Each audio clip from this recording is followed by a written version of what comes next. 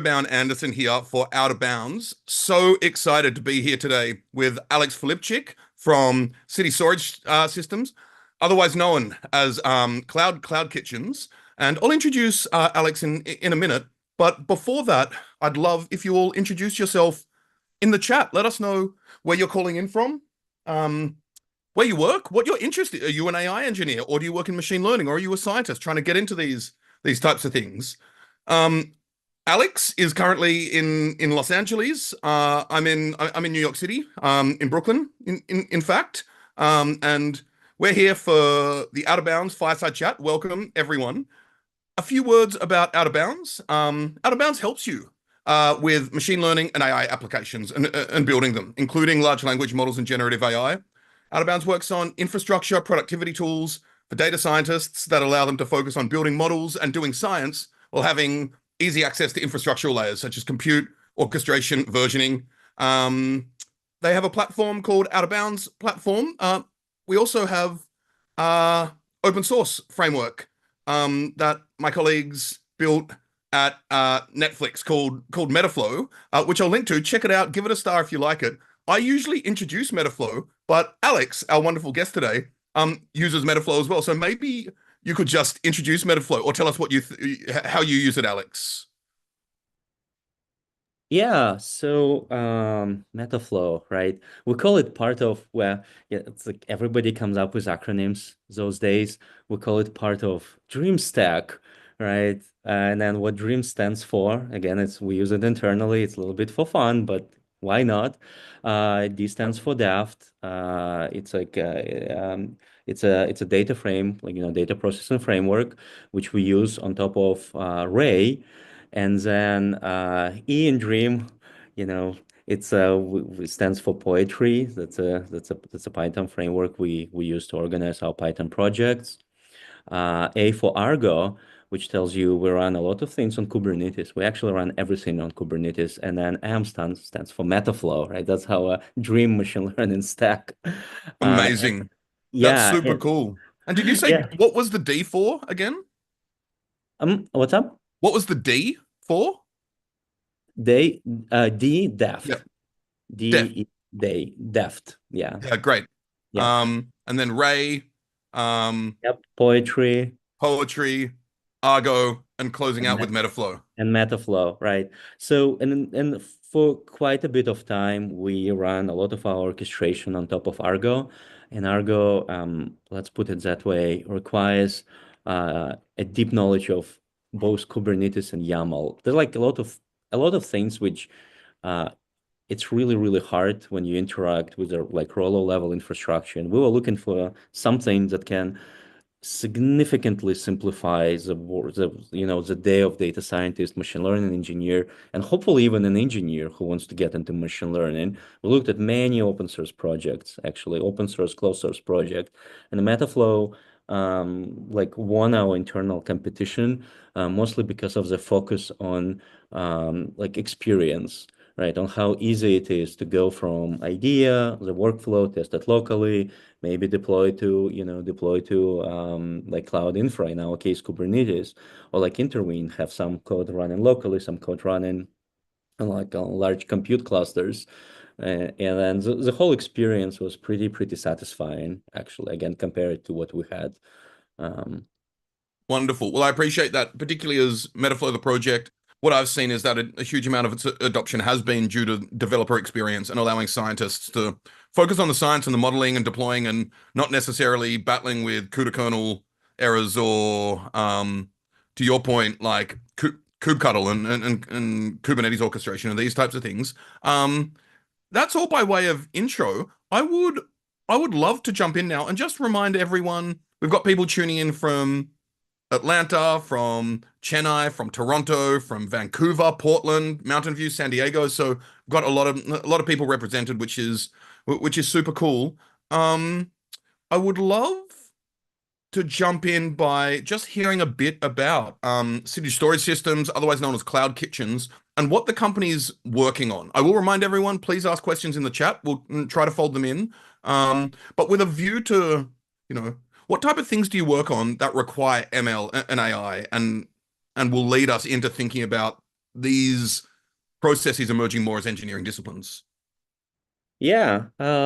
So cloud cities, let's call us, as that by company name, City Storage Systems, right? It's a startup that tries to um, that provides infrastructure for on-demand food, right? In a way, I do believe that in the future, 10, 15, 5, I don't know when exactly, right? We're not going to be cooking. We're not going to be cooking because most of us don't like it. Same as, like when we buy a car, some folks really like to, take a wrench and do some fixing in a garage, but most of us don't. We just want to drive a car. So food wasn't really disrupted that much, in a way that we have a lot of like ready to go meals. They're not necessarily the best thing we can eat, let's put it that way. And then the freshly cooked, healthy meals, they're very expensive.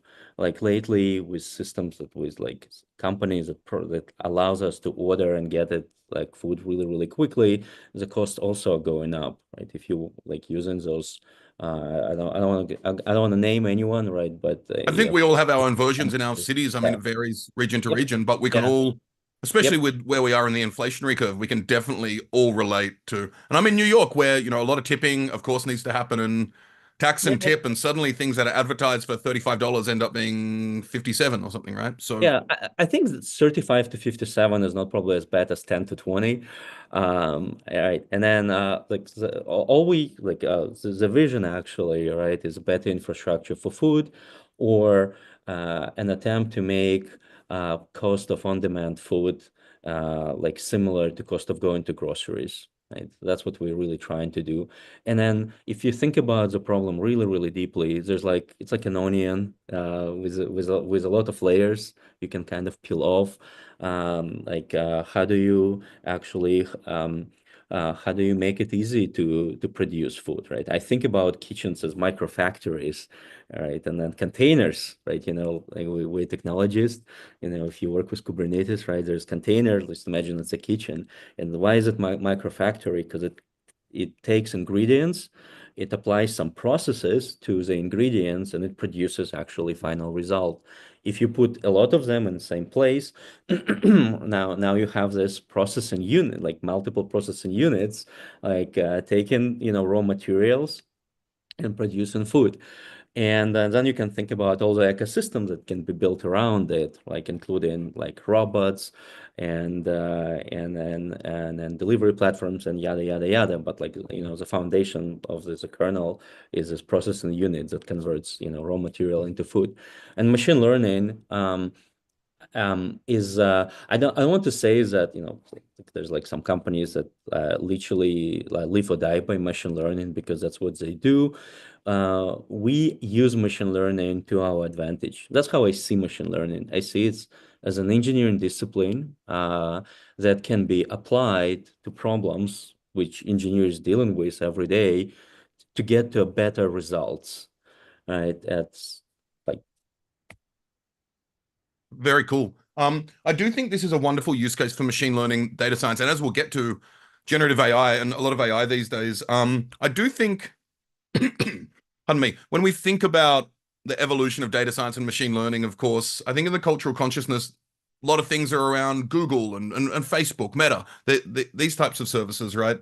And products. But we forget the rich history of data that went into, late 20th century Walmart, for example, and really thinking about supply chains, or even like the big behemoth being Amazon, of course. And Amazon flies under the radar because it's out there really just doing the work. They don't really care so much about that form of PR. But the amount of tools and techniques developed at Amazon and robustly developed, my point is that a lot of it happened with logistics and supply chains, which is a lot of what you're talking about here. So stepping back a bit before we dive into the nitty gritty of ML and AI engineering at Cloud Kitchens, I'm wondering if you can just tell us a bit about your role as head of infrastructure and how it ties to the company mission and what's unique about your focus on data and AI. Yeah. So in a way, company mission is better infrastructure for food, and we are infrastructure for infrastructure. Yeah. Food, right? So uh I I thought about role of infra at a company like at CSS or any other company for quite a bit right now, and then I came to this interesting conclusion that infrastructure as a function at the company is pretty much responsible for taking problems which might be scattered all over the org, like if you don't have infra, right, teams, and then optimally solving them to everyone's benefit, right? For example, let's talk about data infrastructure, right? If you don't have a specialized group that knows how to run databases, then you're either gonna pay somebody who's gonna run databases for you, and probably you'll have to learn how to optimize, and there's like probably gonna hire people, and if you have multiple orgs, those people might not be fully utilized. Now that's organizational challenge, of course, not like technical challenge in a way, which can be solved with money. You just give those orgs more money, they're gonna hire more people. Or you can say, okay, what if we get this group of folks who are really passionate about this specific technology, like storage or compute, or like networking, put it in a separate group, and this group will learn what's needed, right? And then like support as a vertical so they can concentrate on what matters. And then that's how I see role of infrastructure, like providing the reliable bedrock, which is actually easy to use, which other teams can rely on, and then with the main goal to help product teams, which like in any company, product teams are tasked by actually going and growing top line, which means making money, right? Doing it safely, reliably, and then with a lot of like moving really, really fast without worrying about like those lower level nitty-gritty details. Absolutely. So one thing we're speaking to there is developer experience. And as you know, through my work with Metaflow and Out of Bounds, something I and Out of Bounds has been very much focused on is kind of, as we hinted at earlier, is abstracting away a lot of the details that scientists and model builders and deployers don't necessarily need so that they can be as productive as possible at the correct abstraction layer. So not necessarily worrying about all the details of Argo workflows or Kubernetes Yeah. clusters and that type of stuff. So is that something you're trying to do, is to build an infrastructure to allow your scientists to build models, deploy models, experiment with models as quickly as possible? That's also part of it, right? Because infrastructure does support data scientists and machine learning engineers together with just like larger engineering group, right? Mm. The role we have a separate group, machine learning infra, which it's like their vision is to make it as easy as possible, right? To iterate on an ML related projects and then ideas and tasks. But yeah, I do think that after some thinking, so developer experience, DevX is a buzzword which gets used a lot, and then I came to conclusion that in a way, like some companies have a dedicated groups which called DevX, like we also have, and then it seems like a little bit weird because everything infrastructure produces is kind of developer experience, right? Because we build for developers, we don't build for somebody outside of the company, right? So the whole role is to make is a developer experience as smooth as possible, yeah, right? Is enjoyable as possible. Well, I'm glad you feel that way. In to be slightly contrarian, I do think there are a lot of companies that build developer tools, and I'm not going to name any now. Everyone has their own, but you use, and the functionality is great, but they clearly haven't been optimized for developer experience as well, right? Yeah, yeah, yep.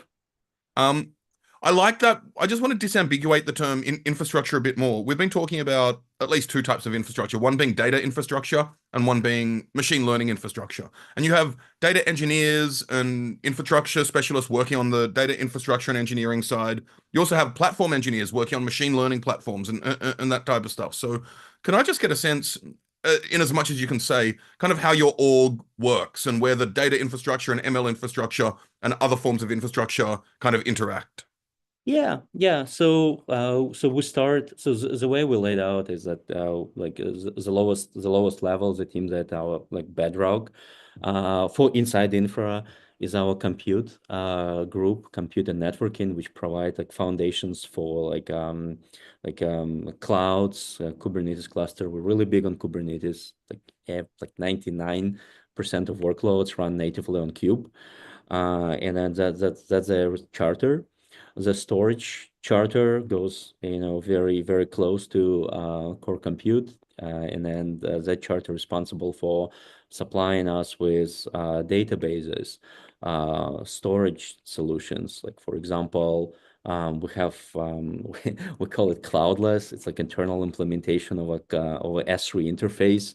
I'm not gonna, I will not go into details of why we have to build it. Like, it wasn't a choice in a way, right? But that's a group that worked on implementing it.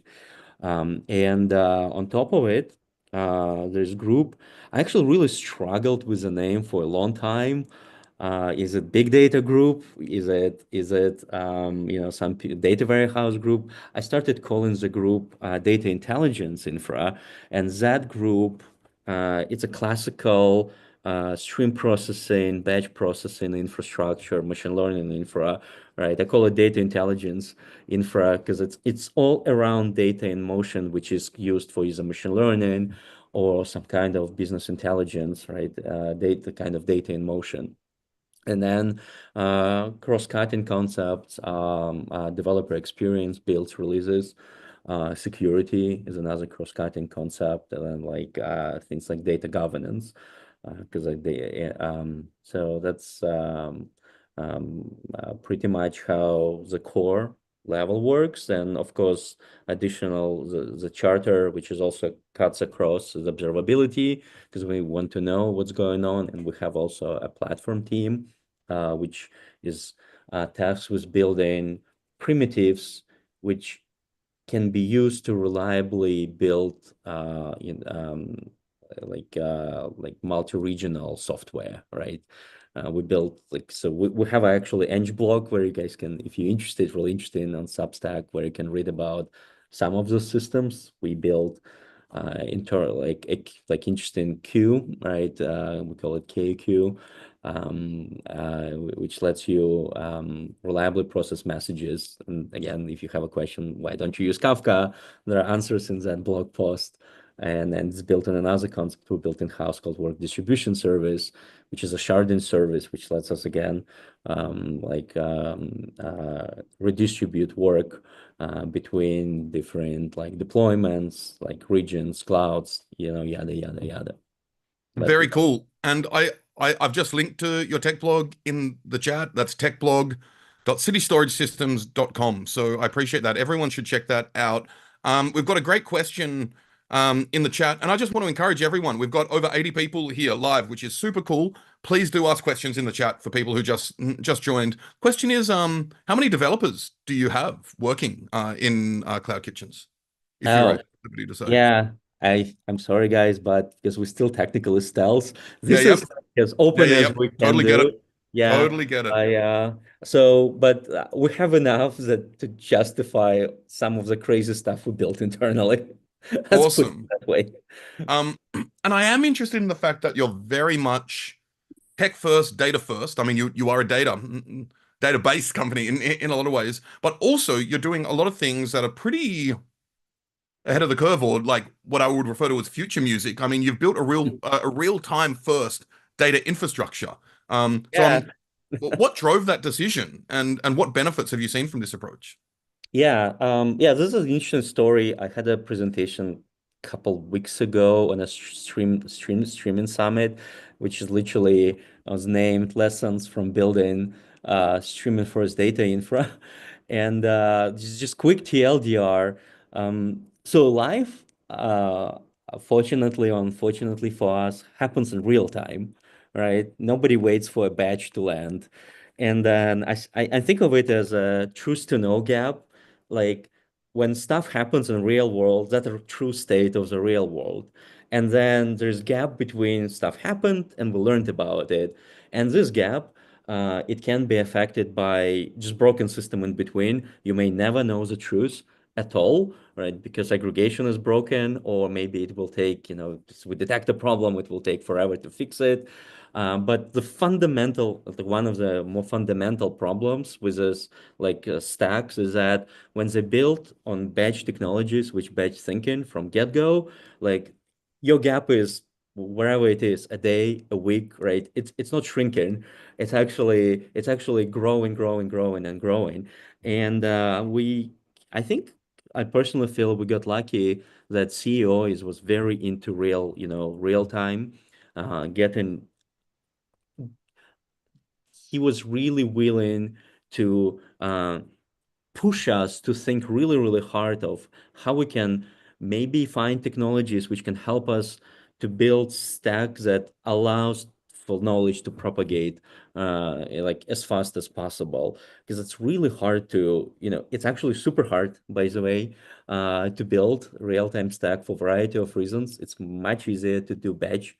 But it's also extremely hard to go from batch approach to real-time world. So we just literally decided to bite the bullet, and we implemented our streaming pieces of our stack before we even introduced batch. That was another kind of Wow. I felt interesting. Now looking back, it's like, oh, that was a little bit crazy, actually, to do it. Like we still have batch, of course, we do. We can't do everything on streams, but we picked tech stack, like open source technologies, specifically to support like real time or close to real time data flows. Um, how do you handle the trade-off between what to use batch for, what to use real time for, and what type of challenges arise in real time for those, like a lot of people still work in batch and have never done real-time machine learning. So what type of challenges arise when you're doing real-time ML? Yeah, so I'm not talking about a machine learning part right now, right? Hmm. Mostly like the data flow into machine learning. Machine learning is still like fairly batchy, right? Right now. So for example, like you say, if you ask me where's the difference is that yeah, so if we talk machine learning, that will be batch. So systems that deliver data, a lot of them are orchestrated to process data as it comes. And then when training, for example, needs to kick off, then it will kick off. So and then you asked about just sort of rephrase the question, what challenges, right? Oh, Yeah. yeah. Or like how do we separate? So quite a bit of effort from infrastructure teams, data intelligence group, was towards making it very, very easy to be able to go from here's how I want data to be. Like that's in my mind almost like unicorn. It's not implemented fully. I don't think anyone has it. A lot of startups try to get it, but I have a SQL query, let's say, which kind of combines multiple tables, and I can execute it. It takes forever. It's expensive, and I want to just take this SQL query and say, just materialize it, and then let me see results in real time. Now we're not there yet, but that's where we like moving. And the infra, like the orchestration for data ingestion, for example, is built in house. All right, to support those use cases. We're not using anything like, DPT or like newer SQL mesh, even though we're looking at them, but because like a lot of our stack built on top of like Kafka is a main like ingress source, input source, and we use classically Apache Hudi as a file format for this big data, because it allows us to write incrementally, and then we implemented a system, we call it ingestion manager, which analyzes how much data is on Kafka, how much it needs to buffer, figures out the size of infra that needs to be spun up to land data, right? And then like when you like connect them together, you're like close to real-time data stack.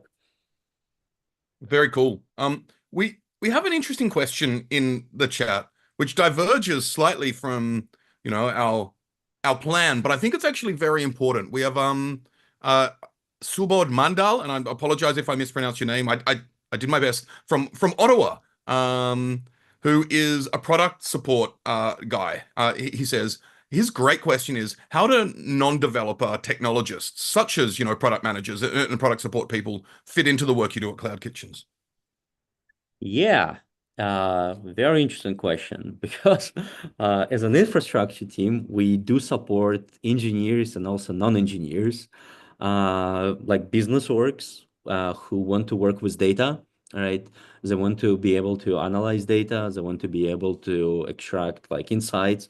And then again, different companies do it very differently. There are companies which have this central data engineering group and everything goes through the group. And if you have a question, you go to this group and they give you either data set or they take time to build a data set, right? But kind of to circle back to this idea of data intelligence infra, um, the vision for the team on like North Star was as questions needs to be answered within seconds. Now, if you're an engineer, when you hear it, you're like, oh, well, I need a faster database. But the catch is that some questions take months to answer, right? Because you need to involve data scientists, you Mm. need to involve like a lot of machinery, and some questions can be answered actually because it could be too expensive, right? So and the for like questions coming from business, from product, right? And then so what we do internally, we don't have central engineering, data engineering group. Infrastructure provides almost like a fabric, like there's a buzzword called data mesh, like data fabric, right? We just facilitate data movements, and then we're like a broker almost between data producers and data consumers, right? And we provide systems to be able to see if data is healthy, is everything running, kind of like all this, or like it might not be working perfectly, but at least that's the aspiration, right? To have this fully handled. And the non-engineers, they come from a consumer side, right? We have we went big on Trino as our like centralized query engine, Mm. where we almost like might sound crazy, build something like Athena or Snowflake in-house. It's not actually that complicated, to be honest, but there's like single endpoint, you throw a SQL query into it, it gives you back, like data. And we had a lot of, like, still having a lot of ideas of how we can enhance it, right? Can we, for example, build machine learning in? So because like if you have tabular data and you want to apply XGBoost, maybe you want to do prompt engineer, maybe you can want to do some Gen AI on a response. Maybe the engine can handle it.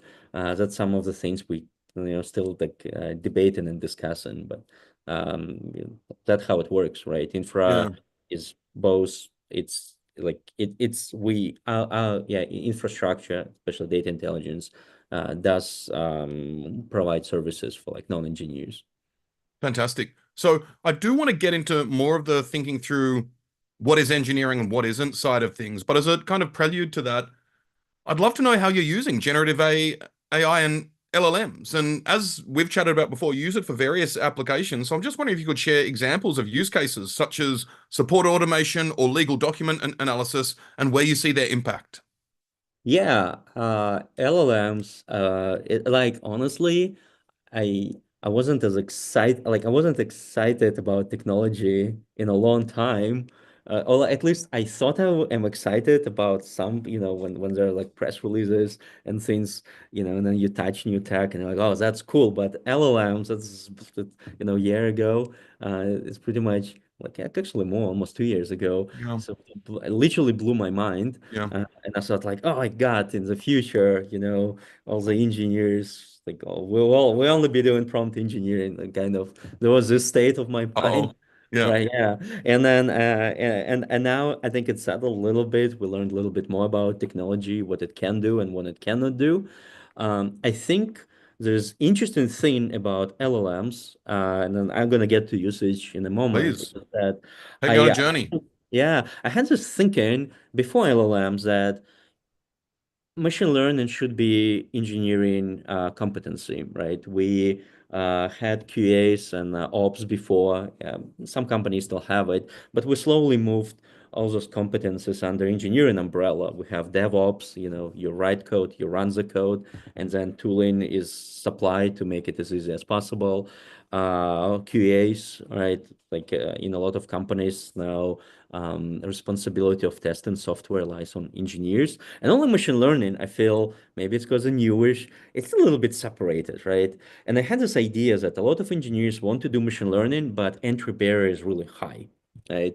Like there's of course Coursera courses, like and then we all can learn, but doing it, it's still pretty steep learning curve, and a lot of infra requires time which nobody has. And then when LLMs came to life, I thought it's kind of proved my point because LLMs have, like again, my personal feeling, reduce the entry barrier. Everybody can use it, but it actually increased the barrier to production, right? With classical ML, there's intuition built around it. It's easy to think, okay, here's a problem. Here's how I'm gonna solve it or attempt to solve it. And then if I can get it running, here's how I productionize it.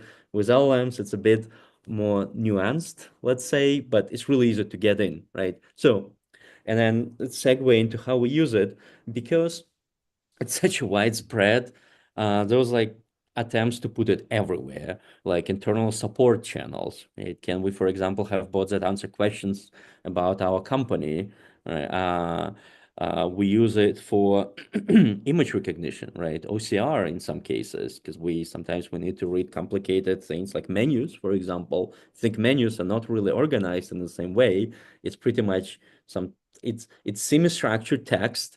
Digitalizing menus is a problem. Like LLMs are helping us to understand what are items, right? That's another Well, example. it sounds like you're also speaking more about like multimodal models as well, which is pretty As well, exciting. yeah, as well, right? Um, we're thinking about using, well, using the continuing multimodal and having our infra like systems be able to talk to people, right? That would be really cool. Scary though, because what will it say? In a real production, like nobody really knows, or can guarantee that it's not gonna say something it's not supposed to be saying. But then right, so there's like internal chatbots there. There are some application of LLMs when we use it for again closed loop systems, meaning like users do not interact with it directly. It just happens, internally. Hmm. And like those use cases are growing as well. And we're trying to get ourselves also into more exciting, oh, not maybe not more exciting, on like embracing LLMs even more and putting them in front of like users. So that's a scary and interesting and exciting one because it's like especially if those like bots or systems need to like act on behalf of users, right? Like one thing to give an advice, and another thing is actually act on it. So that's the future. Awesome. I am interested how you think about measuring success and evaluating the impact of these systems. Oh, wow. Yeah, that's been a challenge. I mean, Uh, it's a challenge for all of us, I think. yes. Yeah. Even even how do you measure? So like one way is to concentrate on like high level, let's say KPIs, right? Wherever area is, there is some goal, and we can usually measure whether goal is achieved. Now, it's not very it's not very precise measurement, let's say, which means you will see that it's going in the right direction or wrong direction, but Mm. not necessarily be able to understand how to correct. Now, because that's a second problem, like prompt engineering or different model versions or different approaches. Should we use one big prompt and big context? Should we use multiple agents to, that's why I was saying about next 12 months. It would be nice if we get some good intuition about what works and what doesn't work, so we don't have to. And there was this like image shared recently. I will not name the company, but about their prompt attempts, which said something like, "Do not hallucinate." Yeah, just tells the truth. Please use JSON, only JSON, only. It's kind of funny, and like I actually feel.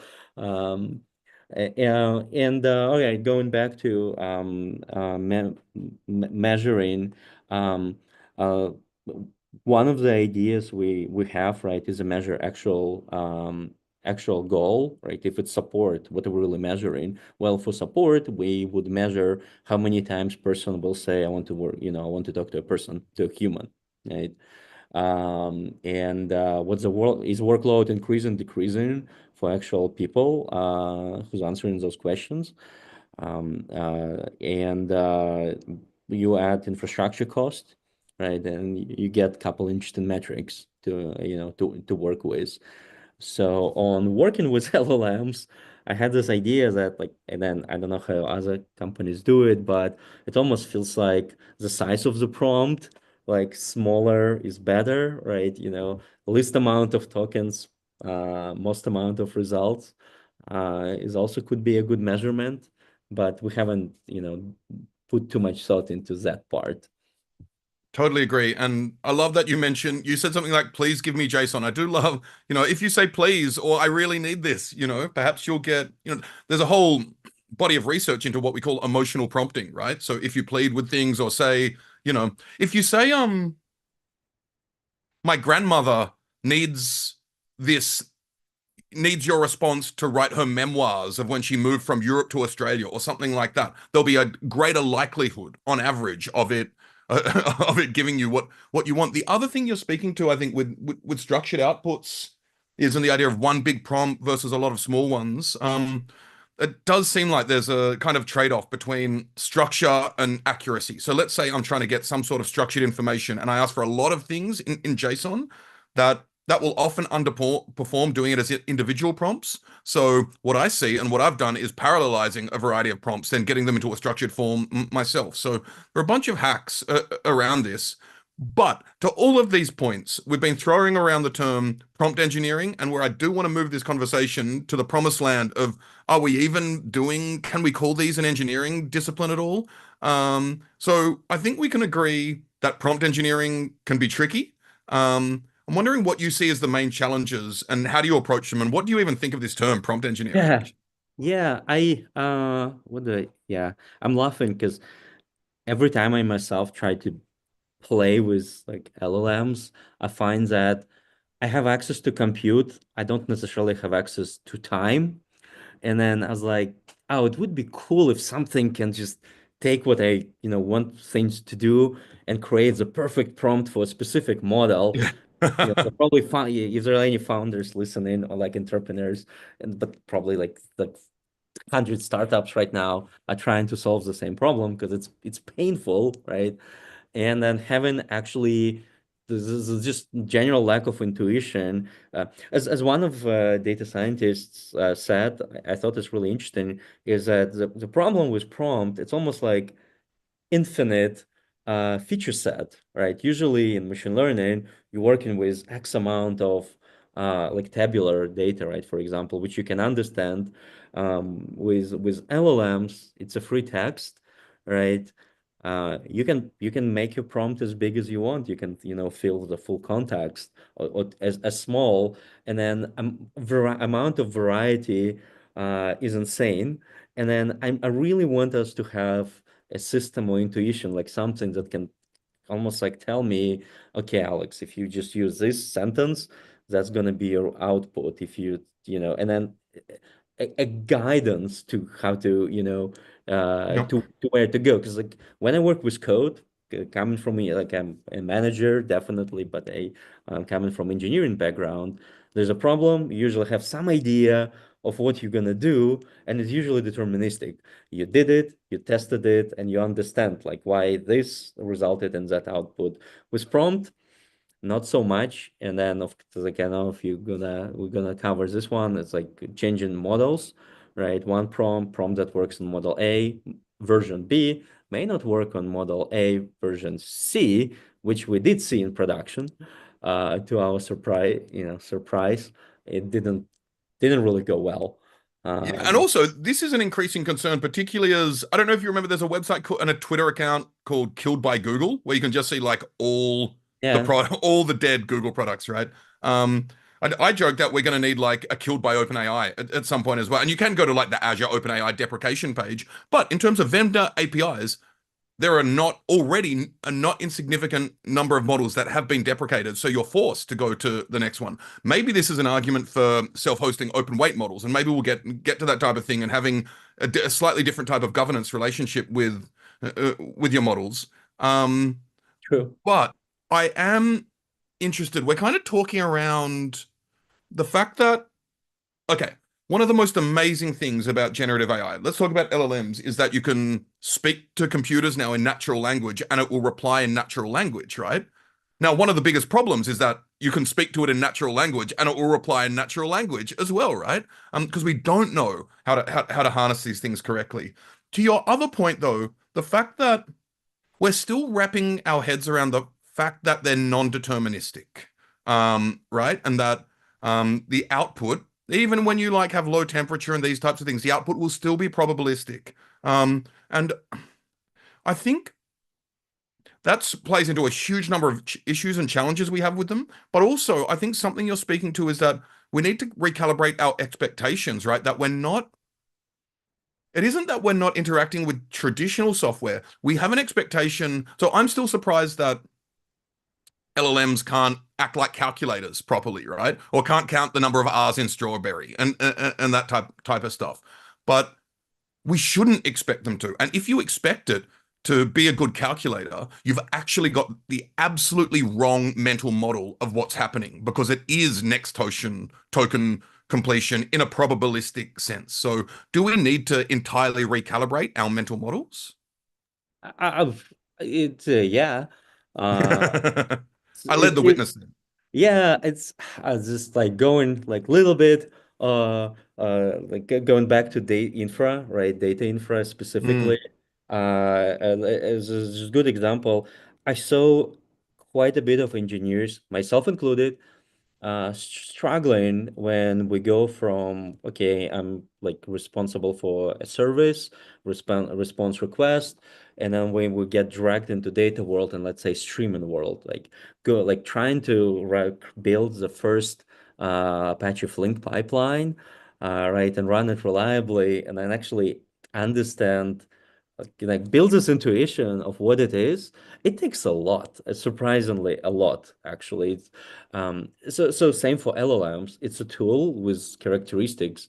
It's it has limitations, and then to efficiently use it, we need to learn. Now of course there's a lot of right now selling of, oh, LLM will gonna do everything, and then all engineers will be out of the jobs, and VCs will be just like asking LLMs to build startups. To which I thought like, I'm interested now, but engineers can ask to do the same thing actually, right? mm. Right. Yeah, if it happens, I don't know how the world gonna look like. It's kind of exciting and scary, in the same in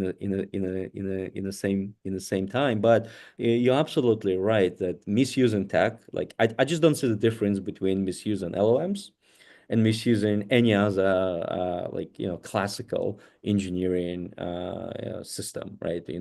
Taking like a database and then just using it in a worst possible way. It will work, or it may work. It's just gonna just break at some point, and it's gonna be really, really painful. Same LLMs. Yeah, I agree. I do think what changes though is the software development lifecycle, right? And so even if we think about machine learning doesn't introduce quite the non-determinism that generative AI does, but it does introduce stochasticity in terms of input data, introduces the entropy of the real world, introducing monitoring challenges that traditional software doesn't have, and maintenance challenges. I mean, with traditional software, I mean, I'm not a traditional software engineer by the way. I'm a data and science and ML dude. But my understanding is, you know, I think a first order approximation is you build it, you test it, you deploy it, make sure it's working, and so on. Whereas with machine learning, you need to kind of constantly be iterating on it. And with LLMs, even more so, you need to constantly be iterating on it with respect to input data, user conversations, all of these types of things. So I suppose what type of challenges do you see emerge that are new in the software development lifecycle for machine learning and AI product development? Uh Yeah, like what you said really resonates, right? Because when you're doing like classical, let's say engineering, I don't want to call it classical because it feels like it's Yeah, like yeah. Well, yeah, it sounds ancient. like it's from the 18th century or Yeah, right. It's Roman probably times. another term, Yeah, but yeah. when you're building a production system which is not bound to data, maybe that's a better term, when it's a system that um, doesn't need to change behavior when data or like the characteristics when data changes, right? It's might seem easier, like you say, right? Because you wrote your software, let's say you wrote a database, you deploy the database and it runs. Yes, like there might be production outages and situations with underlying infra or users overloading you. So you still will be fixing it, right? But it's rarely that what is being written into database is a concern. Usually you treat it as bytes, Yep. okay, I got stuff, I stored it, it's just good to go. And then data systems, yeah, there's you're making assumptions sometimes on data shape, on data velocity, right? And when data shifts in real world, because it shifts all the time, it could be legitimate change or a new system deployed. A lot of defects are introduced into data, right? Again, some data producer may not know that you consuming, data contracts. Hopefully, gonna at some points help to reduce this pain. Or it could be software which is in between, just introduces bugs, right? We data, the aggregator might be doing wrong thing or completely stop aggregating, right? And then now you technically need to think about so many things: your software, the quality of incoming data, what happens when it goes wrong. Right? It's just more things to consider actually, and that's a big challenge because output sometimes like for example, when some CEO looks at some report, right? How do they know? Especially, this could be classical, again, I'm using classical again, normal, not machine learning enhanced data processing. And maybe we throw machine learning on top of it as well. So there's some prediction and CEO looks at it and says like, oh, that's where a company gonna go. What if it's wrong? Right? What Yeah. if prediction is actually, what if reality, what if truth is actually like this? And there was like it's like recently, right, couple months ago, or there was like some situation when earnings were incorrect. And actually I kept thinking like, I wonder what led to it, like what really happened that something as important as like like quarterly earnings Totally. uh were so wrong that nobody noticed, right? And how did it propagate, right? I'm not sure if postmodern was written and made public, but it's just I guess we'll just learn from those situations and mistakes collectively. Yeah. So something we've been dancing around, I think, is that I told you before we spoke that I got in trouble recently for calling prompt engineering prompt alchemy. And we talked about the fact that, a lot of people talk about generative AI as kind of incantations, wizardry, but a lot of the time machine learning was kind of incantations and wizardry in some ways. So maybe you can tell us a bit about what you think of the magic in machine learning. Yeah, I had this habit of calling machine learning magic learning, right? Because it does feel, if you're not into it, if you don't understand how it works, it feels like a magic, right? You put some Hmm. data and it tells you what's gonna happen in the future, right? For example, or it just highlights things that you can, oh, it's just really hard to notice. And there's definitely some art around it. Of course, being from an engineering background, I would love to have it trending into more like predictable deterministic engineering discipline from like wizardry, because it's really hard to build systems on a shaky foundations, right? If I don't know what's going to happen, uh, you know, I think I'm personally more excited right now about like let's say startups. We try to provide a better interface when you interact with LLMs, right? Because Hmm. They just act as brokers in a way, proxies. So we have text interface, but maybe there's some other ways to interact, and maybe the way like our website is going to be done in the future, maybe that's whole thing going to change, right? Because like a lot of times I was thinking the website is organized as it's like I need to do something, right? I need to jump to an action, but because I don't know how to get there necessarily, there's some guidance, and maybe LLMs can, make it easy. And then if it's a mistake, it's hard, it's pretty easy to correct because I'm using the system. And of course, it's whole different class, I think, of problems to solve is when those LLMs or Gen AI again acts on my behalf, maybe prepares legal documents. That could be scary. What if there's mistake? Books travel for me, right? Pretty much does anything with my credit card. Right now, I would say like, that's like, thank you. I'll just do it myself. And getting Wizardy out of this stack and then making it predictable, more predictable, more deterministic. Um, that's in my opinion is the direction where we Yeah, I should couldn't be agree going. more. And we've actually got a great comment from Patrick Stingley in the chat. Patrick says, unlike other software development processes, ML is highly dependent upon the data.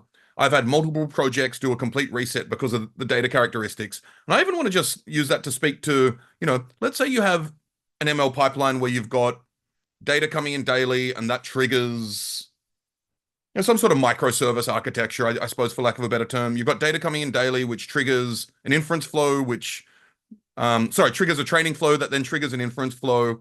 And if you get new data coming in that isn't quite in the form or has null entries or is actually empty and you're expecting something that isn't empty, like you want to be able to catch and retry and do all of these things with this type of incoming data. And what that speaks to is, I think, slowly putting things in prod, understanding the failure modes and being able to correct them. So I'll give the example of customer facing chatbots. What a silly idea to start with a customer facing chatbot. Start with it internally, right? And you'll see what users are capable of. Because the truth is that you want to be able to iterate very rapidly when starting to build these systems. Because no matter how many times, no matter what you think will come into your database, you will immediately get stuff that you haven't thought of, and then you'll need to course correct with respect to that. So I think in that sense, machine learning and AI engineering, when they become engineering disciplines, will still be more of a reactive discipline to the real world than classical or traditional software. Yeah. No, perhaps. Yeah, perhaps. Unless we again find a way to make it a little bit more, predictable, right? I still have a hope. I have a Yeah. hope that it's not going to be all like random. You said something about chatbots, public chatbots. I call it free GPT, because I Oh encounter yeah. yeah, when I encounter a public chatbot, I almost like a hobby, it's like, okay, can I get it off the script? So, and just it's funny because that's actually predictable, what not predictable, reproducible. Once you Mm, find this way to get the thing off the script, right? Then you chat with it as like chat GPT, honestly, because like all the like guardrails is just gone. Uh, yeah, so where I was going with it. Oh yeah. So it's really hard to protect and constrain those things, right? Because again, from security point of view, we have so we have this almost like unlimited vector of attack as well, which is also scary for again chatbots which can act on your behalf or tap into your data, your account information, like mm. chatbots and banks, LLM and banks make me really worry, right? Because like, well, I Deeply hope concerning. there's not going to be leakage of credentials, but it's just very, unsettling to think about what can happen, Yeah. right? So we've got 5 minutes left. I am interested in the path to turning ML and AI into more structured engineering disciplines. What are the top two or three things you think we need to do as a field? I think we need to make it very, very easy, right? and then make it very, very easy for engineers to go from I have this idea into I could try the idea, right? Because it's all anecdotal evidence, right? In my let's say career, but before machine learning became very on top of a mind, all right. In engineering, we talked really, really, really little about ML. And then I remember Coursera started, and then first like ML 101, I think was a famous one, or wherever many engineers like attended the course. And then we started having some interesting conversations. Like I remember in my previous company, we had this image resizing, right? For example, that it was production systems that take a request, and then it takes an image from the storage and just resizes it so it can be rendered in a more optimal way, and it's used image magic. And I remember talking with guys like, oh, I wonder, can we use machine learning like ML model to do resizing? Maybe it won't be perfect, but maybe it will be cheaper, right? Because like image magic was taken, it's like 250 millisecond maybe per image, so we knew exactly how much compute we need to sustain the load. But you know what? We never actually went and implemented anything. It was all like conversation. And now we're seeing when because it was complicated and we didn't know how, and nobody gave us a data scientists and MLE to experiment with it. But if I could myself really easily spawn up a cluster, maybe use Metaflow, right? Not like complicated wherever like notebooks or some combination to and some guided flow to go from okay, I have my idea and here's like easy way to implement it. I think engineers will start getting into the space and then develop an intuition, because like in my opinion a lot of times it's all about engineers are good at solving problems, right? And then when you say a problem, you have some toolbox, and then machine learning should be a tool in a toolbox. And if we can just have this intuition, okay, this problem probably can be solved with ML, and here's an easy way to prove it or disprove it. That's to me will be that's honestly the path. So making it as accessible as easy to use as possible, right? Like just almost like looking and removing barriers and unnecessary Yeah. stuff. That's a way. That's in my opinion. I love that. So in that dovetails really nicely in what I wanted your thoughts on. We have a lot of like active practitioners, so engineers, data professionals who are looking for advice here for what to do with their careers. So for engineers and data professionals looking really to thrive in this space, what skills or tools or practices do you think they should focus on? Yeah, I yeah, the answer probably not gonna be very useful, guys. But I would say uh the ability to problem solve to me is the most important, because you can like learn skills. I think what makes it really hard for like engineers, data practitioner to progress is that they forget that yeah, there are systems and a lot of fluff, but there's some foundational truths and first principles which you by applying which you can get to a better solution. And sometimes you have a hammer and you have a nail and you use hammer to against the nail, but sometimes you have a hammer and it's not a nail, and you need to be able to like realize it and then understand it, right? So um like of course, again, I'm biased if you ask me about, what technology should I learn? Like learn Kubernetes, yeah, right? It seems like they can like low level infra by everybody's using them, like learn Metaflow because it's really easy to use, like learn notebooks. But the main point to me will be don't chase tools change every year, every second there's going to be new tools.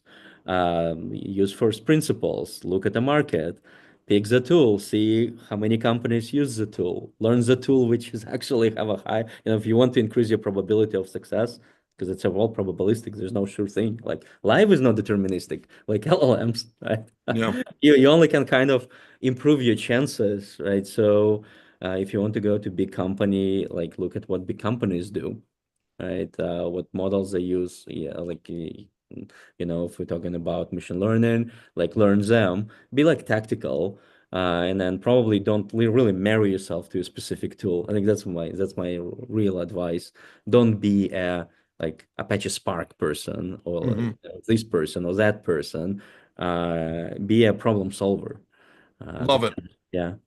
So, in terms to wrap up, we do work in machine learning, so I'd like you to engage in an active prophecy. I'm wondering where you see the future of AI and ML and data engineering heading over the next, so 1, 5, 10 years, and maybe 10 is impossible, but Yeah, right.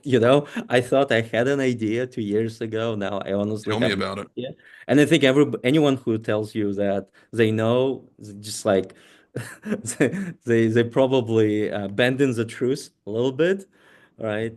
I Their think the portfolio question. probably depends on Yeah, what they're right. Oh, telling yeah, you as yeah, well, right? absolutely. Yep, yeah. I think the question I have is, right, there's like steps in a progress, and sometimes you do this huge leap, but then when you look at history, like this leap was actually super small because next leap was even bigger, and then another huge leap, and then like those are increments. And the question is, uh, how close Gen AI to be real, true, you know, uh, AI where like machine is like competent as a human, uh, Mm, because the answer to this question probably, yeah, like I don't know how the world gonna look like if you can ask computer to build you a fusion reactor, for example. Just go figure it out and build it.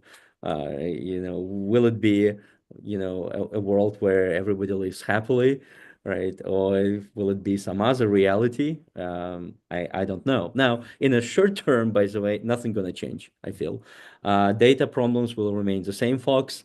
Don't worry, bad data is still gonna be a problem for the next probably 5 years. Streaming systems um, hard, and they'll probably remain hard unless a couple like new startups figure out. But I don't see anyone tackling end-to-end data because like a lot of tackle simple pieces. Oh, Apache Flink or Arroyo, right? Or that's I'm gonna do the simple thing. But again, the problem of data is there's truth, and then I'm looking at some kind of representation of the truth. How do I make it correct, reliable, and fast? That's actual problem, and I don't mm. think we're gonna get close to solving it in next 5 years for sure. But that's my intuition. It's just backed by no, tomorrow next model can be a breakthrough, and we. Absolutely. And I love that you index on correctness, accuracy, reliability, consistency, speed. I'll add one more, cost. We don't want things to be Oh too yeah. too Well, expensive, right? cost is a given. Again, like for infra, I almost feel infrastructure, the group, is all about making like bottom line, like making sure company doesn't run of money, run out of money, right? Cost is always, I call cost big O notation of a real world, right? Mm, That's what actually amazing. matters, right? Uh, I love you, it. you know, like quick sort, time complexity is important, but how much the system will be costing in production, and is it actually viable? That's that's what actually matters. Yeah. Fantastic. Well, I mean, I feel like we could talk for another hour or two. So I just want to thank everyone for joining. We had nearly 200 people join in real time, and really appreciate your time and all the great questions in the chat. Most of all, I'd like to thank Alex for coming and sharing your wisdom and being so generous with your knowledge, your expertise, and your time. So thank you, my friend. Yeah, thank you for having me. Absolutely. So we'll see you in the next fireside chat, everyone. And please do the obligatory like and subscribe and share with friends if this is your type of thing as well. Thank you. And scene. We're